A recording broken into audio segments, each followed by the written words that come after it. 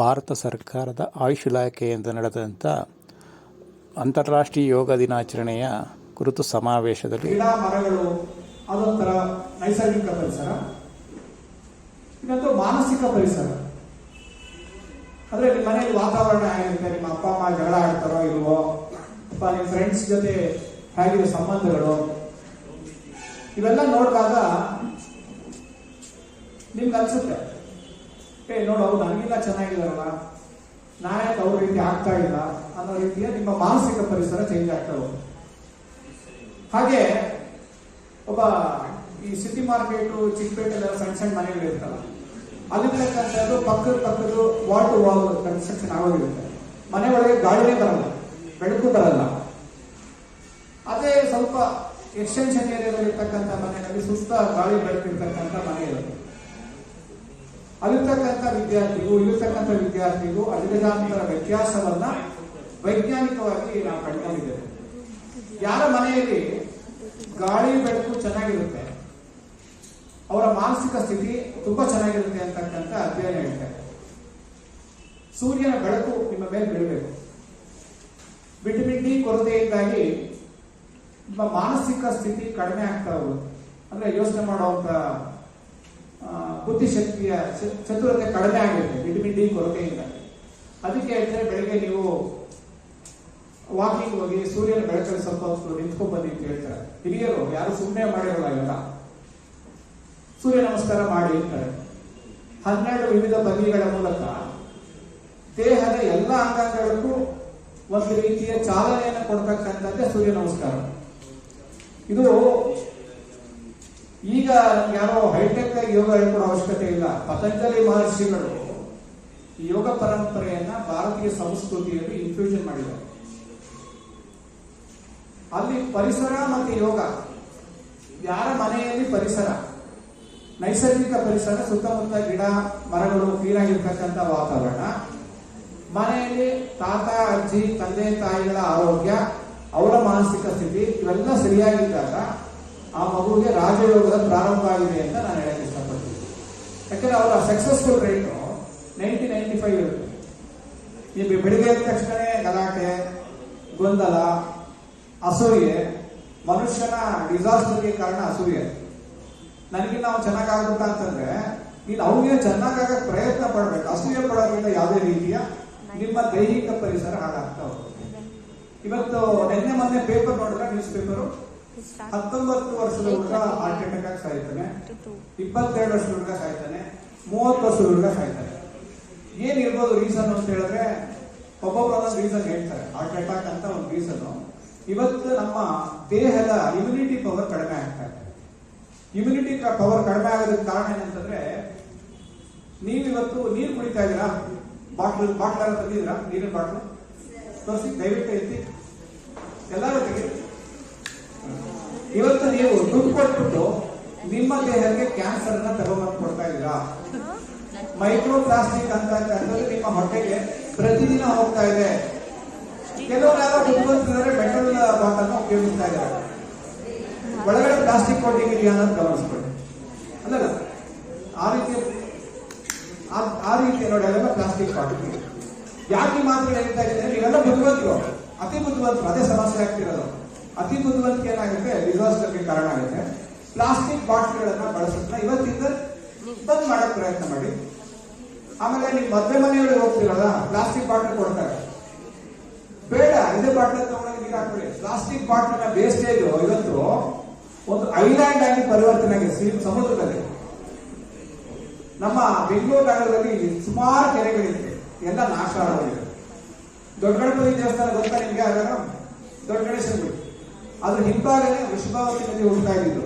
ಇವತ್ತು ದೊಡ್ಡ ಮರಿಯಾಗಿ ಮೈಸೂರು ರಸ್ತೆ ಕೆಂಗೇರಿ ಅಂದ್ರೆ ವಾಸನೆ ಬರುತ್ತೆ. ಅದೇ ಸ್ವಲ್ಪ ಮುಂದೆ ಹೋಯ್ತು ಅಂತಂದ್ರೆ ಚನ್ನಪಟ್ಟಣಕ್ಕೆ ಹೋಗುತ್ತೆ. ಬೈರಮಂಗಲ ಅಂತ ಒಂದು ಕೆರೆ ಬರುತ್ತೆ. ಯಾರು ಕೇಳಿದ್ರೆ ಬೈರಮಂಗಲ ಬಿಡದಿ ಹತ್ರ ಬರುತ್ತೆ. ಆ ಕೆರೆ ಹತ್ರ ಸುತ್ತಮುತ್ತಲಲ್ಲಿ ನಿಮ್ಗೆ ಬೆಂಗಳೂರಿಗೆ ಕೊತ್ತಂಬರಿ ಸೊಪ್ಪು, ದಂಟಿನ ಸೊಪ್ಪು ಎಲ್ಲ ಬೆಳೆದು ಬರ್ತಾ ಇರುತ್ತೆ. ಅದನ್ನೇ ನೀವು ತಿಂತಾ ಇದ್ದೀರಾ. ಬೆಳಿಗ್ಗೆ ಎದ್ರೆ ನಿಮ್ಮ ಮನೆಗೆ ಬರ್ತಾರ, ಸೊಪ್ಪು ಮಾಡ್ಕೊಂಡ್ ಬರ್ತಾರೆ ನೋಡಿ, ಅಲ್ಲಿಂದಾನೇ ಬೆಂಗಳೂರು ಬರ್ತಕ್ಕಂಥ ಹಲವಾರು ಸೊಪ್ಪುಗಳು, ಕರ್ಬೇವಿನ ಸೊಪ್ಪು, ದಂಟಿನ ಸೊಪ್ಪು, ಇವೆಲ್ಲ ಆ ಮೋರಿ ನೀರಿಂದಾನೇ ಬೆಳೀತಾರೆ. ಅಲ್ಲಿ ನೀವು ಯಾವ ರೀತಿಯ ಹೈಜಿನಿಕ್ ಆದಂತ ಫುಡ್ ಅನ್ನ ನಿರೀಕ್ಷೆ ಮಾಡಕ್ಕಾಗತ್ತೆ. ಅದೊಂದು ಪಾಯಿಂಟ್. ಅದಾದ್ಮೇಲೆ ನೀವು ತಿಂತಾ ಇರ್ತಕ್ಕಂಥ ತರಕಾರಿ, ಆಕ್ಸಿಟೋಸಿನ್ ಅಂತ ಒಂದು ಕೆಮಿಕಲ್ ಇದೆ. ಆಕ್ಸಿಟೋಸಿನ್ ಅಂತ ಕೆಮಿಕಲ್ ಅನ್ನ ನೀವು ವೆಜಿಟೇಬಲ್ಗೆ ಇಂಜೆಕ್ಟ್ ಮಾಡಿದಾಗ ಅದು ನ್ಯಾಚುರಲ್ ಆಗಿ 1 kg ಬೆಳಿಬೇಕಾಗಿರ್ತಕ್ಕಂಥದ್ದು 5 kg ಆಗುತ್ತೆ. 5 kg ಆಗುತ್ತೆ. ಅದನ್ನ ನಿಮಗೆ 5 kg ಲೆಕ್ಕದಲ್ಲಿ ಮಾಡ್ತಾರೆ. ಅದಾದ್ಮೇಲೆ ಹಸುವಿನ ಹಾಲು ನ್ಯಾಚುರಲ್ ಆಗಿ 4 ಲೀಟರ್ 5 ಲೀಟರ್ ಕೊಡುವಂತ ಹಸುವಿಗೆ ಈ ಇಂಜೆಕ್ಷನ್ ಕೊಟ್ಟಾಗ 15 ಲೀಟರ್ ಹಾಲು ಕೊಡುತ್ತೆ. 15 ಲೀಟರ್ ಹಾಲು ಕೊಟ್ಟಾಗ ಏನಾಗುತ್ತೆ ಅಂತಂದ್ರೆ, ಇವತ್ತು ಬೆಂಗಳೂರು ನಗರ IT ಕ್ಯಾಪಿಟಲ್ ಒಪ್ಕೊಳ್ಳೋಣ. ಅದಾದ್ರೆ ಇನ್ಯಾವ ಕ್ಯಾಪಿಟಲ್? ಇವತ್ತು ಡಯಾಬಿಟಿಕ್ ಕ್ಯಾಪಿಟಲ್ ಕನ್ವರ್ಟ್ ಆಗೋಗಿದೆ. ಚಿಕ್ಕ ಮಗು 3 ವರ್ಷದ ಮಗುಗೆ 2 ವರ್ಷದ ಮಗುಗೆ ಡಯಾಬಿಟಿಕ್ ಕನ್ವರ್ಟ್ ಆಗೋಗಿದೆ ಇವತ್ತು. ಅದಾದ್ಮೇಲೆ ಕ್ಯಾನ್ಸರ್ ಕ್ಯಾಪಿಟಲ್ ಆಗಿ ಕನ್ವರ್ಟ್ ಆಗ್ತಾ ಇದೆ. ಪ್ರತಿ ವಿಧಾನಸಭಾ ಕ್ಷೇತ್ರದಲ್ಲಿ 5-6 ಕ್ಯಾನ್ಸರ್ ಹಾಸ್ಪಿಟಲ್ ಶುರುವಾಗಿದೆ. ಯಾಕೆ ಅಂತಂದ್ರೆ, ನಾವು ಉಸಿರಾಡ್ತಕ್ಕಂಥ ಗಾಳಿ ಇರ್ಬೋದು, ಆಹಾರ ಇರ್ಬೋದು, ನಮ್ಮ ತಲೆ ಸರಿಯಾಗಿ ಇಟ್ಕೊಳ್ಬೇದ್ರೆ ಕ್ಯಾನ್ಸರ್ ಬರೋದು 100% ಗ್ಯಾರಂಟಿ. ಯೋಚನೆ ಮಾಡಕ್ ಹೋಗ್ಬೇಡಿ. ಇವತ್ತು 35 ವರ್ಷ 40 ವರ್ಷ ಮಕ್ಕಳುಗಳು ಸಾಯ್ತಾ ಇದ್ದಾರೆ, ಕ್ಯಾನ್ಸರ್ ಬರ್ತಾ ಇದೆ, ಡಯಾಬಿಟಿಕ್ ಆಗ್ತಾ ಇದೆ. ಕಾರಣ ನಮ್ಮ ನೈಸರ್ಗಿಕ ಪರಿಸರ, ಮಾನಸಿಕ ಪರಿಸರ ಸರಿ ಇರೋದ್ರಿಂದ ನಮ್ಗೆ ಈ ರೀತಿ ವಾತಾವರಣ ನಿರ್ಮಾಣ ಆಗ್ತಾ ಇದೆ. ನಾನು ಇದಕ್ಕೆ ಹಲವಾರು ಯಂಗ್ಸ್ಟರ್ಸ್ಗಳಿಗೆ ನಾನು ಹೇಳೋದೇನಂತಂದ್ರೆ, ದಯವಿಟ್ಟು ಡಯಾಬಿಟಿಕ್ ಕ್ಯಾನ್ಸರ್ ಬಂದಾಗ ಮಾತ್ರೆ ತಗೊಳಕ್ ಹೋಗ್ಬೇಡಿ. ಯಂಗ್ಸ್ಟರ್ಸ್ಗೆ ನಿಮ್ಮ ಆಹಾರವೇ ಔಷಧ ಆಗಬೇಕು. ಆಹಾರವೇ ಔಷಧ ಅಂತಂದ್ರೆ, ಡಯಾಬಿಟಿಕ್ ಬಂದವರಿಗೆ ಗ್ಲೈಸಮಿಕ್ ಇಂಡೆಕ್ಸ್ ಅಂತ ಬೇಕಾದ್ರೆ ನೋಟ್ ಮಾಡ್ಕೊಳ್ಳಿ. ಗ್ಲೈಸಮಿಕ್ ಇಂಡೆಕ್ಸ್ ಅಂತ GI ಅಂತ.